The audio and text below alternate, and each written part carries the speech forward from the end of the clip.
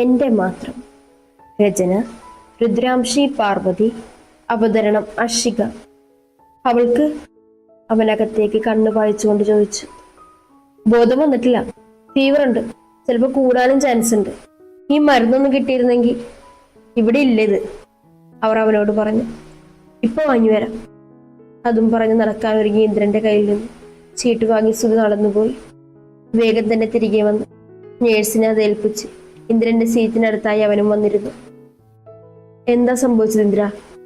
സുധി തന്നെ സംസാരത്തിന് തുടക്കമിട്ടു. വൈകുന്നേരം ഇന്ദ്രൻ ചെന്നപ്പോൾ മുതലുള്ള കാര്യങ്ങൾ അവനോട് പറഞ്ഞു. കൂടെ ഭാനു അവളുടെ ഇതുവരെയുള്ള ജീവിതം അവനോട് പറഞ്ഞതുകൂടി എല്ലാം കേട്ട് കഴിഞ്ഞു. സുധി തലയ്ക്ക് കൈയും കൊടുത്തിരുന്നു. സുധി, ഇന്ദ്രൻ അവനെ വിളിച്ചു. വേണമെന്ന് വെച്ചല്ല, അപ്പം ഞാൻ അവനെ വെട്ടിയില്ലായിരുന്നെങ്കിൽ ഭാമി അവൾക്ക് ചിന്തിക്കാൻ കൂടി പറ്റില്ലടാ. എനിക്ക് സംഭവിച്ചു പോയി, ഇന്ദ്രൻ അവനോട് പറഞ്ഞു. സുധി എന്ത് പറയണമെന്നറിയാതെ നിശബ്ദനായി. അത് കണ്ട ഭാമി ബോധം പറഞ്ഞു വീണത്. ഇന്ദ്രൻ പറഞ്ഞുകൊണ്ട് അവനെ നോക്കി. സുധി, നീ ഇങ്ങനെ മിണ്ടാതിരിക്കല്ലേ, എന്തേലും ഒന്ന് പറയേ. ഇന്ദ്രൻ അവനോട് കെഞ്ചി. അവൾ ഉണരട്ടെ ഇന്ദ്ര, ഇപ്പൊ അവളുടെ മനസ്സ് എന്താണെന്ന് നമുക്കറിയില്ല. നല്ലത് നടക്കാൻ പ്രാർത്ഥിക്കാം, അല്ലാതെ ഇപ്പൊ നമുക്കൊന്നും ചെയ്യാനില്ല. സുധി നിർവികാരമായി പറഞ്ഞുകൊണ്ട് ചുവരിൽ ദൃഷ്ടി പതിപ്പിച്ചിരുന്നു. മണിക്കൂറുകൾ കടന്നുപോയി. ഇടയ്ക്ക് നേഴ്സ് വരികയും ട്രിപ്പ് മാറ്റിയിടുകയും ഭാനുവിന്റെ ടെമ്പറേച്ചർ ലെവൽ നോക്കി പോവുകയും ചെയ്തു. സർ, വെളുപ്പിനെ കണ്ണുകൾ അണഞ്ഞു തുടങ്ങിയ നേരമാണ് നേഴ്സിന്റെ വിളി കേട്ടത്. ഇരുവരും എഴുന്നേറ്റ് വേഗം അവരുടെ അടുത്തേക്ക് ചെന്നു. കണ്ണു തുറന്നിട്ടുണ്ട്, കയറി കാണണമെങ്കിൽ കാണാം, നേഴ്സ് പറഞ്ഞതും ഇരുവരുടെയും നെഞ്ചിലൊരു തണുപ്പ് നിറഞ്ഞു. സുധി ഇന്ദ്രനെ നോക്കി. അവൻ പിന്നിലേക്ക് നീങ്ങി നിന്നു. വാ ഇന്ദ്ര, സുധി അവനെ വിളിച്ചു. വേണ്ടടാ, നീ ചെല്ലി. ഇനി അവളുടെ കണ്ണിൽ എന്നോടുള്ള പേടി കാണാൻ എനിക്ക് വയ്യ, ഇന്ദ്രൻ പറഞ്ഞുകൊണ്ട് ചെയറിലേക്ക് തന്നെ ഇരുന്നു. സുധി ഒന്ന് അവനെ നോക്കി അകത്തേക്ക് കയറി. ഭാനുട്ടി, അവളുടെ അടുത്ത് ചെന്ന് ചെയർ വലിച്ചിട്ടിരുന്നുകൊണ്ട് അവൻ വിളിച്ചു. അവൾ മുഖം ചരിച്ച് അവനെ നോക്കി. പതിയെ അവളുടെ കണ്ണുകൾ നിറയുകയും ചുണ്ടുകൾ വിതുമ്പുകയും ചെയ്തു. ഏട്ടാ, അവൾ പതിയെ സങ്കടത്തോടെ വിളിച്ചു. വേണ്ട, ഒന്നും ഓർക്കണ്ട, ഏട്ടൻ എല്ലാം അറിയാം, പോട്ടെ. പതിയെ ഭാനുവിന്റെ കണ്ണുകൾ സുധിയിൽ നിന്നും ആ മുറി ഒട്ടാകെ പിന്നെ വാതിക്കലിലേക്ക് നീണ്ടു. അമ്മ വന്നിട്ടില്ല കുഞ്ഞി? അമ്മയെയാണ് അവൾ തിരയുന്നതെന്ന് നോക്കി സുധി പറഞ്ഞു. ഇന്ദ്രേട്ടൻ? അവൾ സങ്കടം കൊണ്ട് വിങ്ങിക്കരഞ്ഞുകൊണ്ട് ചോദിച്ചു. സുധിയുടെ കണ്ണുകൾ ഞെട്ടലോടെയും സന്തോഷത്തോടെയും വിടർന്നു. അവൻ അവളെ തന്നെ നോക്കി. ഇന്ദ്രനാണോ? അവൻ വീണ്ടും ചോദിച്ചു. കേട്ട് സത്യമാണോ എന്ന പോലെ ബാലു അവനെ നോക്കി തലയാട്ടി. ഏട്ടൻ വിളിക്കാം, സുധി പറഞ്ഞുകൊണ്ട് വേഗം എഴുന്നേറ്റ് പുറത്തേക്ക് പാഞ്ഞു. ബാലു അവൻ പോയ വഴിയെ നോക്കിക്കിടന്നു. ഒരു നോക്ക് കാണാൻ. ഇന്ദ്ര, സുധി അവന്റെ തോളിൽ കൈവച്ച് വിളിച്ചു. ഇന്ദ്രൻ എഴുന്നേറ്റ് അവനെ പ്രതീക്ഷയോടെ നോക്കി. അവൾക്ക് കുഴപ്പമൊന്നുമില്ലെന്ന് വാക്ക് കേൾക്കാൻ. അവൾക്ക് നിന്നെ കാണുമെന്ന് സുധി അവനോട് സന്തോഷത്തോടെ പറഞ്ഞു. ഇന്ദ്രൻ കേട്ടത് വിശ്വസിക്കാൻ കഴിയാതെ നിന്നുപോയി. അവൾക്ക് തന്നെ കാണുമെന്നോ? അവൻ സുധി പറഞ്ഞത് ഒന്നുകൂടി ഓർത്തെടുത്തു. നീ ഇതെന്താ സുധി പറഞ്ഞേ? നിനക്ക് തെറ്റിയില്ലല്ലോ. ഇന്ദ്രന് വെപ്രാളവും സന്തോഷവും ഒരുപോലെ തോന്നി. അതേപോലെ തന്നെ അവൻ സുധിയോട് ചോദിച്ചു. ഇങ്ങോട്ട് വാടാ. സുധി ഇന്ദ്രന്റെ തോളിൽ കൂടി കൈയിട്ട് അവനെ പിടിച്ചുകൊണ്ട് അകത്തേക്ക് കയറി. വാതിലിൽ തന്നെ നോക്കി ബെഡിൽ കിടക്കുന്ന ഭാനുവിന്റെ അടുത്തേക്ക് സുധി വലിച്ചുകൊണ്ടുവരുന്ന ഇന്ദ്രനെ നോക്കി. പതിയെ അവൾ എഴുന്നേറ്റിരുന്നു. അവളുടെ കണ്ണുകൾ അവന്റെ മുഖത്ത് ആകെ അലഞ്ഞോടന്നു. അവസാനം അവന്റെ മുറിവ് പറ്റിയ കൈകളിലെത്തി നിന്നു. അവിടേക്ക് നോക്കും തോറും അവളുടെ കണ്ണുകൾ നിറഞ്ഞു. സുധി ഇന്ദ്രനെ വിടാതെ പിടിച്ചുകൊണ്ട് തന്നെ അവളുടെ അടുത്തേക്ക് വന്നു നിന്നു.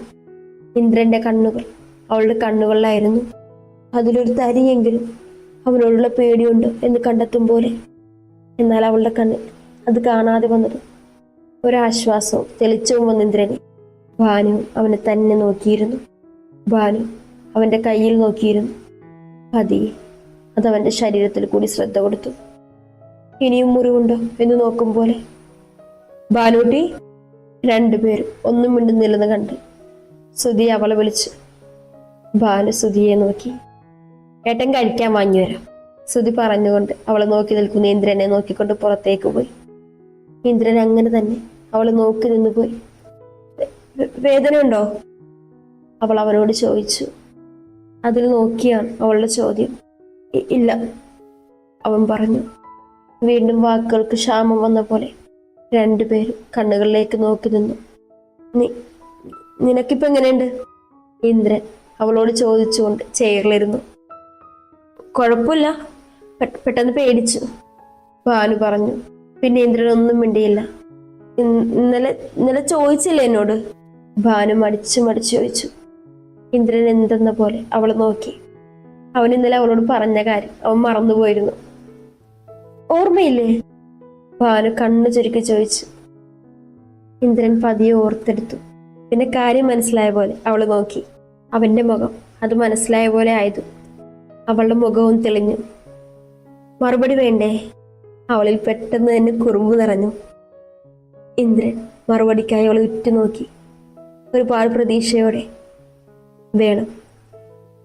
അവന്റെ പതിഞ്ഞ ശബ്ദം.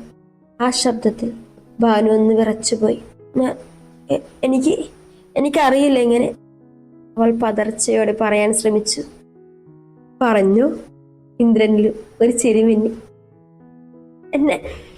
എന്നെ സ്നേഹിക്കാൻ പറ്റുമോ? കരയാതെ നോക്കാൻ, എന്നെ മാത്രം നെഞ്ചിൽ ചേർത്ത് പിടിക്കാൻ, ഒരുപാട് സ്വപ്നം കണ്ട് ഇഷ്ടത്തോടെ. അവൾ വെക്കി പറഞ്ഞൊപ്പിച്ചു. ഇഷ്ടത്തോടെ? അവൾ നിർത്തിയെടുത്തെന്ന് അവൻ ചോദിച്ചു. പ്രണയിക്കാൻ? അവൾ അവന്റെ കണ്ണിലേക്ക് നോക്കി പറഞ്ഞു. അവളുടെ ആ വാക്കിലും നോട്ടത്തിലും ഇന്ദ്രന്റെ ഹൃദയം ഉച്ചത്തിൽ മിടിച്ചുപോയി. ഈ ജീവിതം മുഴുവൻ എനിക്ക് തന്ന് എന്നെ പ്രണയിക്കാൻ കഴിയൂ? അവൾ അവനോട് ചോദിച്ചു. ഇന്ദ്രൻ അവനെ നോക്കിയിരുന്നു പോയി. കഴിഞ്ഞാൽ? അവൻ ചോദിച്ചു പോയി. എന്നിലെ പ്രണയത്തിന്റെ അവകാശിയാക്കാൻ ഞാൻ. അവൾ അവന്റെ കണ്ണിൽ നോക്കി പതിഞ്ഞ ശബ്ദത്തിൽ പറഞ്ഞു. ആലോചിച്ചിട്ട് തന്നെയാണോ? ഇന്നലെ നടന്നത് വീണ്ടും ആവർത്തിക്കപ്പെടും. അപ്പൊ മാറ്റി ചിന്തിച്ചാൽ? അവൾ പറഞ്ഞത് കേട്ട് സന്തോഷം തോന്നിയെങ്കിലും ഇന്ദ്രൻ അവന്റെ മനസ്സിലുള്ള ചോദിച്ചു. എന്നെ പൊതിഞ്ഞു പിടിക്കാൻ ഈ കൈകളുണ്ടെങ്കിൽ മാറ്റി ചിന്തിക്കില്ല. ഭാനു ഉറപ്പോടെ അവനെ നോക്കി പറഞ്ഞു. ഇന്ദ്രൻ അവളെ നോക്കിക്കൊണ്ട് തന്നെ ബെഡിലിരുന്ന് അവളുടെ കൈയെടുത്ത് അവന്റെ കയ്യിലെടുത്തു. വാക്ക്. മരണം വരെ ഞാനുണ്ടാവും നിനക്കൊപ്പം, നിന്നെ ചേർത്ത് പിടിക്കാൻ, എല്ലാത്തിൽ നിന്നും പൊതിഞ്ഞു പിടിക്കാൻ. ഇന്ദ്രൻ വിറയ്ക്കുന്ന ആ കൈകൾ ഇറുക്കി പിടിച്ച് പറഞ്ഞതും തന്റെ നിറഞ്ഞ കണ്ണുകൾക്കിടയിലും അവൾ ചിരിച്ചു. അവനിലും തിളക്കമായിരുന്നു, സന്തോഷത്തിന്റെ നീർത്തിളക്കം. എപ്പോഴാ വീട്ടിൽ പോവുക? ഒരു സ്വപ്നത്തിലെന്ന പോലെ അവൾ പില്ലോയിൽ തല ചേർത്ത് അവനോട് ചോദിച്ചു. ഉടനെ അവൻ പറഞ്ഞു. ഏട്ടൻ എപ്പോഴാ വന്നേ? അവൾ ക്ഷീണം ബാധിച്ച കണ്ണുകൾ തുറന്നുകൊണ്ട് ചോദിച്ചു. ഇന്നലെ രാത്രി വന്നു, അവൻ പറഞ്ഞുകൊണ്ട് പതിയെ അവളുടെ ആ കയ്യിൽ അവന്റെ വിരൽ കൊണ്ട് തട്ടിക്കൊടുത്തു. പേടിച്ചോ? അവൾ ചോദിച്ചു. നിന്റെ കണ്ണിൽ എന്നോട് വീണ്ടും ആ പേടി കാണുമോ എന്ന് ഓർത്ത് പേടിച്ചു. അവൻ അവളെ നോക്കിക്കൊണ്ട് തന്നെ പറഞ്ഞു. മയക്കം വന്ന് കണ്ണുകളെ മാടുമ്പോഴും അവന്റെ വാക്കുകൾ കേട്ട് അവളുടെ ചെടികൾ വിടർന്നു. അവൾ പൂർണ്ണമായും മയങ്ങിയെന്ന് കണ്ടതും ഇന്ദ്രൻ അവളുടെ കൈ ബെഡിൽ വെച്ചെഴുന്നേറ്റ് അവളെ നേരെ ഇറക്കി കിടത്തി. മുടിയിഴകൾ പാറിപ്പറക്കുന്ന അവളുടെ കുഞ്ഞു മുഖത്തേക്ക് നോക്കി അതൊതുക്കിക്കൊണ്ട് അവൻ പതിയെ അവളുടെ നെറ്റിയിൽ ചുണ്ടമർത്തി. അവന്റെ ഭാമിക്കായി അവൻ നൽകുന്ന ആദ്യ ചുംബനം. ഒരു നിമിഷം അവളുടെ നെറ്റിയിൽ ചുണ്ടമർത്തിക്കൊണ്ട് ഇന്ദ്രൻ നോക്കിയതും അവനെ നോക്കി കണ്ണു വീഴ്ച നിൽക്കുന്ന സുധിയെ കണ്ട് ഞെട്ടി. ഇന്ദ്രനെ വല്ലാത്ത ചമ്മല് തോന്നി. എന്തപ്പം നടന്നേ? സുധി അന്തം വിട്ട് ചോദിച്ചു. എന്ത്? ഒന്നുമില്ല, ചമ്മൽ മറിച്ച് ഗൗരവത്തോടെ അവൻ പറഞ്ഞു. ഡാ ഇങ്ങോട്ട് നോക്കടാ. വീണ്ടും ഭാനുവിലേക്ക് പോയി ഇന്ദ്രന്റെ കണ്ണുകളെ കണ്ട് സുധി വിളിച്ചു. കൂടെ കയ്യിലിരുന്ന കവർ ടേബിളിലും വെച്ച്. എന്താടാ ആകെ ഒരു തിളക്കം? സുധി അവനെ കളിയാക്കി. എന്ത്? ഒന്ന് പോയടാ. ഇന്ദ്രൻ സുധിയെ പുച്ഛിച്ചു. ഡാ. സുധി വെച്ചെടുത്തത് ഭാനു ഒന്ന് അനങ്ങി. അത് കണ്ട് ഇന്ദ്രൻ സുധിയെ ഒന്ന് കൂർപ്പിച്ചു നോക്കി. സോറി, വാ പുറത്ത് നിന്ന് സംസാരിക്കാം. സുധി ഇന്ദ്രനെ വിളിച്ചുകൊണ്ട് പറഞ്ഞു. ഞാനില്ല, നീ വീട്ടിലേക്ക് വിട്ടോ, ബാങ്കിൽ പോണ്ടേ? ഇന്ദ്രൻ അവൻ തന്നെ കളിയാക്കാനാണ് വിളിക്കുന്നതെന്ന് മനസ്സിലാക്കി പറഞ്ഞു. ഓ, അപ്പൊ അങ്ങനെയൊക്കെയാണല്ലേ കാര്യങ്ങൾ? സുധി കൈകെട്ടിയെന്ന് ഇന്ദ്രനെ നോക്കി ചോദിച്ചു. അതെ, എന്റെ ഭാര്യയെ ഞാൻ നോക്കിക്കോളാം, അങ്ങനെ ചെല്ല്, ഇന്ദ്രൻ പറഞ്ഞുകൊണ്ട് ചെയറിലിരുന്ന് പാനുവിനെ നോക്കി. അല്ലേലും എനിക്കറിയായിരുന്നു നീ ഇങ്ങനെ പറയുന്നു. ഇങ്ങോട്ട് വരാൻ എന്ത് മടിയായിരുന്നു. ഇപ്പതേ അവളെ ഒട്ടിയിരിക്കുന്നു. അവസരം വരും, അപ്പൊ കാണിച്ചു തരാട്ടാ. സുധി അതും പറഞ്ഞ് ഭാനുവിന്റെ തലയിലൊന്ന് തലോടി ഇന്ദ്രനെ പുച്ഛിച്ചുകൊണ്ട് പുറത്തേക്ക് പോയി. ഇന്ദ്രൻ വീണ്ടും ബെഡിലിരുന്ന് അവളുടെ കൈയെടുത്ത് അവന്റെ കൈക്കുള്ളിലാക്കി മുറുക്കി പിടിച്ച് ആ കൈ അവന്റെ നെറ്റിയിൽ മുട്ടിച്ച് കണ്ണുകൾ അടച്ചിരുന്നു. സാർ. കുറച്ചു നേരത്തിന് ശേഷം അടുത്ത നേഴ്സിന്റെ വിളി കേട്ടതും ഇന്ദ്രൻ കണ്ണു തുറന്നു.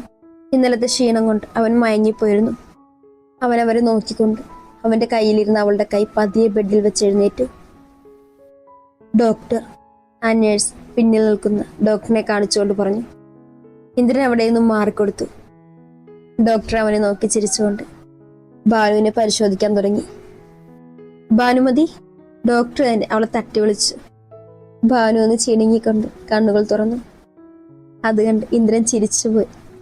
കൂടെ നേഴ്സും ഡോക്ടറും. ഭാനു കണ്ണു തുറന്നതും മുന്നിൽ നിൽക്കുന്ന ഡോക്ടറിനെ കണ്ട് എഴുന്നേക്കാൻ ശ്രമിച്ചു. നേഴ്സ് അവളെ നേരെ പിടിച്ചിരുത്തി. ഇപ്പൊ എങ്ങനെയുണ്ട്? ക്ഷീണം തോന്നുന്നുണ്ടോ? ഡോക്ടർ അവളോട് ചോദിച്ചു. ഇല്ല, ഭാനു പറഞ്ഞു. പനിയൊക്കെ പോയി, ഇനി വീട്ടിൽ പോകാം, ഡോക്ടർ ചിരിയോടെ പറഞ്ഞത്. ഭാനു ചിരിച്ചു. ഡോക്ടർ ഡിസ്ചാർജ് എഴുതി കൂടെ മെഡിസിനും എഴുതി കൊടുത്തുകൊണ്ട് ഇന്ദ്രനെ നോക്കി തലയാട്ടി പുറത്തേക്ക് പോയി. ഡിസ്ചാർജ് ആണ്, 2 ദിവസം മരുന്നുണ്ട്, നേഴ്സ് പറഞ്ഞുകൊണ്ട് വേറൊരു ഷീറ്റിൽ മരുന്ന് എഴുതി ഇന്ദ്രന് കൊടുത്തു. ബില്ലടിച്ചിട്ട് പോകാം, അവർ പറഞ്ഞതും ഇന്ദ്രൻ അവരെ നോക്കി തലകുലുക്കി. അതോടെ അവർ പുറത്തേക്ക് പോയി. ഞാൻ പോയിട്ട് വരാം, ദേ ഇത് കഴിച്ചു, അവൻ പറഞ്ഞുകൊണ്ട് സുധി കൊണ്ടുവന്ന് വെച്ച് കവറെടുത്ത് തുറന്ന് അവൾക്ക് മുന്നിൽ വെച്ചു. ഭാനു ഇഷ്ടക്കേടോടെ മുഖം ചൊളിച്ചു. ഇത് കഴിക്കാതെ ഇവിടുന്ന് പോയില്ല, അവളുടെ മടി കണ്ട് ഇന്ദ്രൻ ഗൗരവത്തോടെ പറഞ്ഞു. തുടരും.